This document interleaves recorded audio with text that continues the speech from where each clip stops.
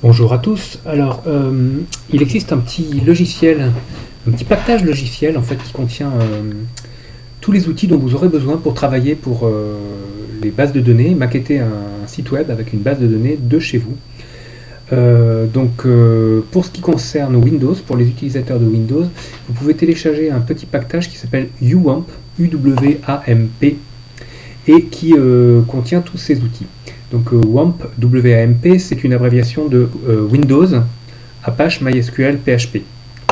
Il existe les équivalents en Linux, LAMP, ou pour le Macintosh, MAMP.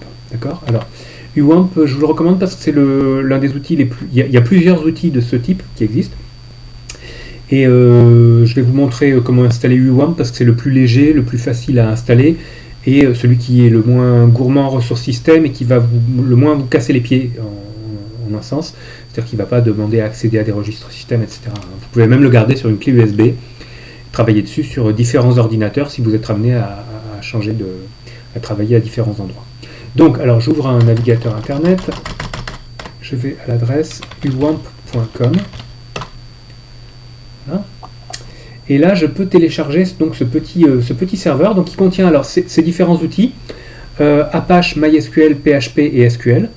MySQL, c'est un serveur de base de données. Je vous le recommande pour NoTP puisque c'est essentiellement là-dessus qu'on va travailler. C'est ce qui va nous permettre de nous exercer à concevoir, à implémenter des bases de données, à les utiliser pour stocker de l'information. Et puis, par ailleurs, vous pouvez aussi utiliser cet outil pour maqueter un site web. Donc, vous pouvez faire du HTML, CSS. Vous avez un mini serveur chez vous. Simplement, au lieu de le faire comme dans les salles de TP en mettant l'URL du serveur, vous mettrez localhost, c'est-à-dire c'est le nom générique par lequel chaque ordinateur s'adresse à lui-même en IP. Donc en IPv4, ça correspond à l'adresse numérique 127.0.0.1. Alors, comment ça marche? Donc on télécharge le package. Alors, on passe évidemment les avertissements. Voilà, donc je vais télécharger le package d'auto-installation, le .exe. J'ai pas peur parce que je lui fais confiance. Donc de la dernière version.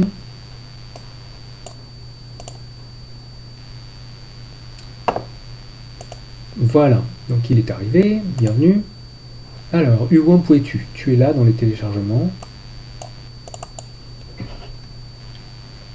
Voilà, donc c'est une archive .exe, ça veut dire auto-extractible, qui a été transformée en fichier exécutable qui va automatiquement installer le package logiciel sur votre ordinateur. L'éditeur est inconnu, mais je l'ai déjà utilisé, donc je lui fais confiance, à moins qu'il ait été acheté par les services secrets russes entre-temps. Donc oui, je veux bien. Allons-y, soyons fous.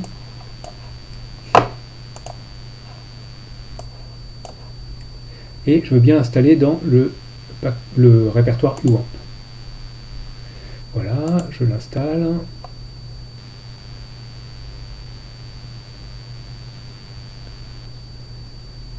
Ça prend un peu de temps, je peux vous chanter une petite chanson en attendant. Colchique dans les prés, fleurissent, fleurissent. Colchique dans les prés, c'est la fin de l'été. Voilà. Alors, à présent, si tout va bien,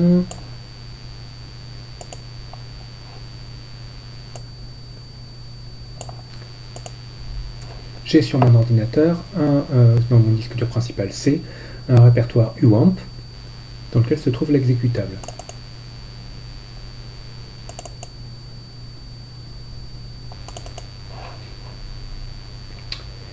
Voilà, donc on a ici sur le menu un certain nombre de choix. Donc on peut choisir la version de PHP, ça c'est le langage de programmation serveur. Donc si vous voulez maqueter un site chez vous avec cet outil, en Windows simplement, sans installer une machine virtuelle ou sans avoir accès à un serveur, c'est la solution légère qui ne consomme pas trop de ressources sur votre machine. Vous pouvez ici faire du HTML, du CSS, et alors du PHP. PHP est un langage de programmation côté serveur que je ne vais pas présenter aujourd'hui parce que ce n'est pas le but de ce tutoriel, mais qui est un peu équivalent à ce que vous avez déjà vu en programmation serveur algorithmique et développement web avec Java. Simplement, il a une syntaxe un peu différente et un mode de fonctionnement un peu différent.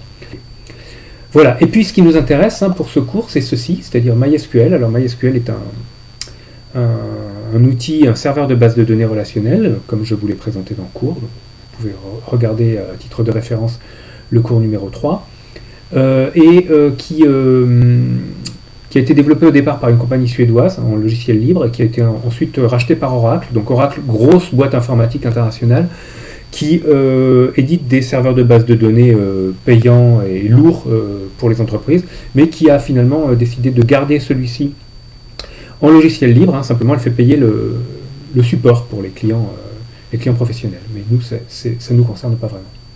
Voilà, donc quand vous avez lancé ce machin-là, vous pouvez démarrer un serveur web. Donc là, il s'est démarré par défaut quand je l'ai lancé. Ça veut dire qu'à partir de maintenant, tout ce que vous mettrez sur le dossier www.dossier, donc pardon, je n'enregistre qu'une partie de mon écran, sinon la définition est mauvaise. Voilà, donc c'est-à-dire ce que vous mettez dans le disque C, répertoire UWAMP, et dans le sous-dossier www, ce sont des choses que vous verrez ensuite quand, donc par exemple ici il y a un fichier d'exemple qui s'appelle index.php. C'est quelque chose que vous verrez ensuite quand vous ouvrirez votre navigateur. Donc tout ce que vous mettez du HTML ou du PHP qui se trouve dans ce répertoire uwamp/www se retrouve visible ici dans le localhost, sous l'URL localhost, sous cette arborescence. Alors ensuite, il y a une chose importante à faire, c'est d'aller dans les paramètres de configuration de la base de données, donc MySQL config, sur cet onglet, pour aller changer le mot de passe par défaut de l'utilisateur root, c'est-à-dire de l'utilisateur qui a tous les droits. C'est le compte qui vous permet de tout changer, y compris de détruire toutes les bases de données, de détruire les utilisateurs, d'en créer d'autres, etc. Donc le mot de passe par défaut, après dépaquetage du logiciel, c'est root, utilisateur root, mot de passe root.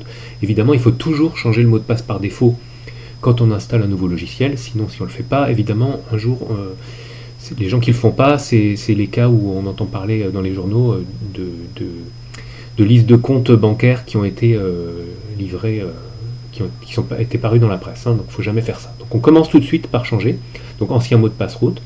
On met un nouveau mot de passe, alors bon, moi je vais mettre Toto parce que vous savez, les informaticiens ils mettent toujours Toto. Et puis là, vous avez un autre compte utilisateur qui est utilisé pour fermer, mais donc on ne va pas se servir immédiatement. Donc on peut laisser ça par défaut.